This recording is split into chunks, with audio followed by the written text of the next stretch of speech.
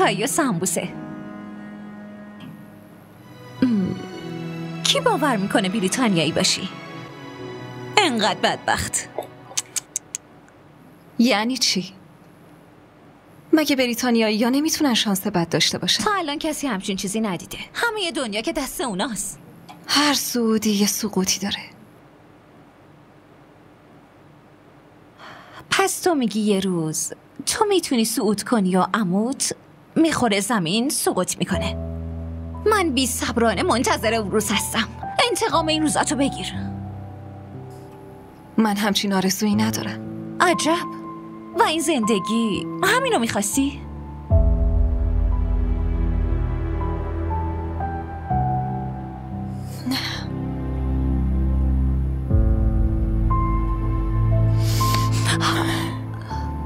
حاله من واقعا معذرت میخوام. حالا من نمیخواستم ناراحتت کنم. من واقعا معذرت میخوام از اینکه دلتو شکستم.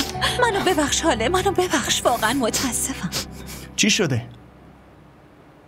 امروز دوستت بازم غمگینه. دوست بیچاره من که غمگین نیست. من قبول ندارم. توی زندگی آدم بالاخره یه خوشحالی هست. درست نمیگم؟ من میرم خونه. چای تو بخور بعد برو. نه دیرم بشه با سنمو 100 تا تیکه بارم میکنه.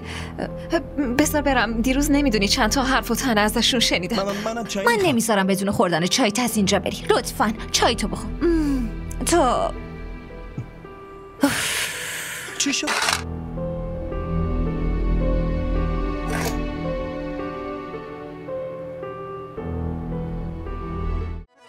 همراه ما باشید و فراموش نکنید که سابسکرایب کنید تا بهترین سریال ها را با دوبله فارسی از تلویزیون دیدی تیوی تماشا کنید.